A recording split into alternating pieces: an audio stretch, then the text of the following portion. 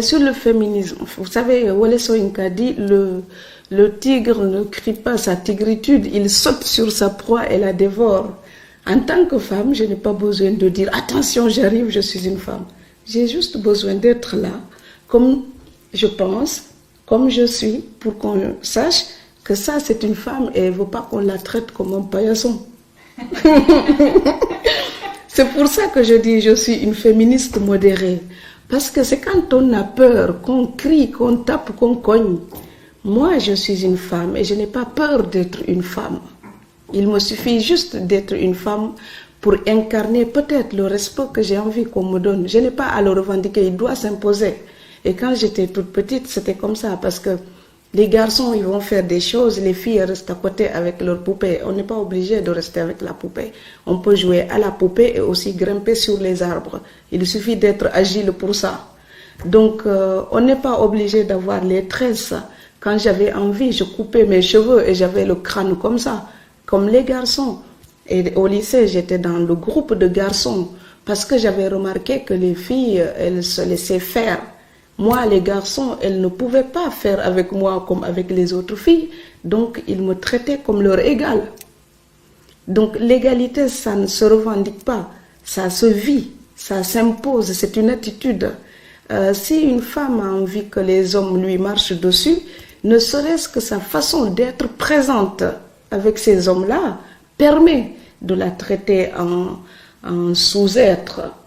Mais quand une femme, elle est là et qu'elle incarne le respect qu'elle a pour les autres et pour elle-même, il n'y a aucun homme qui marche dessus. Donc c'est déjà ça. Et si je ne suis pas peut-être je dis toujours par rapport à l'écriture, je ne vais pas faire croire aux Sénégalais que je suis la Sénégalaise modèle 100%. C'est faux. Mais je ne vais pas non plus faire croire aux Français que je suis le produit de leur colonisation réussie. C'est faux. Je suis un peu cette africaine et cette française mélangée, et c'est ça qui donne le ton de mes textes ou le contenu de mes textes. C'est parce que je suis cette Sénégalaise qui, avec l'éducation occidentale, j'ai pu ouvrir le regard et me dire tiens, ça chez moi dans ma culture, c'est pas acceptable. La culture occidentale m'a donné la possibilité de cette liberté-là, de remarquer cette chose qui n'est pas acceptable dans ma propre culture.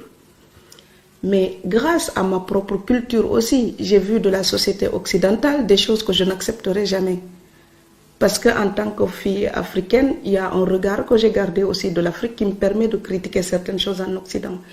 Donc il y a un croisement, et je reviens au mot hybride que j'aime beaucoup, je me sens hybride de culture. Et l'enfance y est pour beaucoup parce que je n'ai pas eu l'occasion d'être éduquée comme une fille africaine modèle. J'ai grandi avec ma grand-mère dans un contexte qui faisait que moi, on me rejetait.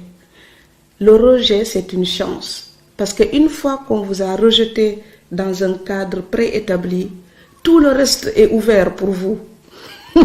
C'est-à-dire que vous pouvez oser tout ce que les autres n'osent pas. Parce que de toute façon, une fois qu'on a décidé que vous êtes banni, eh bien, il n'y a plus rien de pire. Donc vous pouvez tout essayer.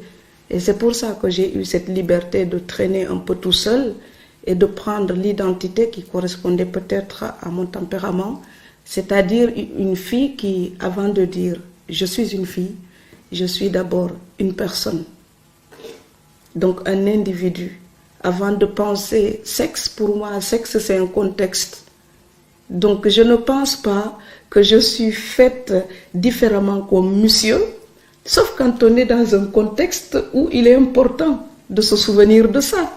Autrement, je le fréquente et c'est un humain comme moi et on traite entre deux humains.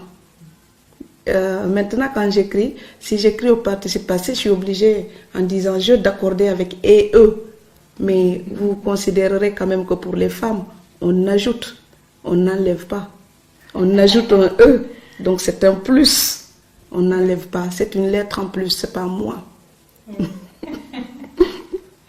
J'ai aussi reçu des lettres d'Africains et beaucoup d'Africaines. Et je dis toujours que les auteurs sont un petit peu des usurpateurs. C'est qu'on a volé un petit peu la vie de tout le monde en parlant. La femme de ménage Fatou Diom, elle n'existe pas. C'est la femme de ménage. Mais moi, j'ai fait ça. Mais je sais que beaucoup d'Africaines sont passées par là. Donc en racontant cette histoire, je sais que beaucoup d'autres filles africaines qui ont vécu ça peuvent venir confirmer. Et les lettres que j'avais, c'était souvent ça. Des filles qui m'avaient dit, moi aussi, j'ai tant de diplômes, j'ai pas pu trouver un vrai travail. Je fais les ménages, je fais du babysitting parce que je ne trouve pas autre chose. C'était un cri commun de révolte. Et pour ça, peut-être, on peut être content d'avoir écrit ça. Et moi, je dis, j'écris des choses que j'aurais aimé n'avoir jamais vécues. Mais si ça permet à d'autres de dire leur révolte, c'est ça peut-être le bénéfice.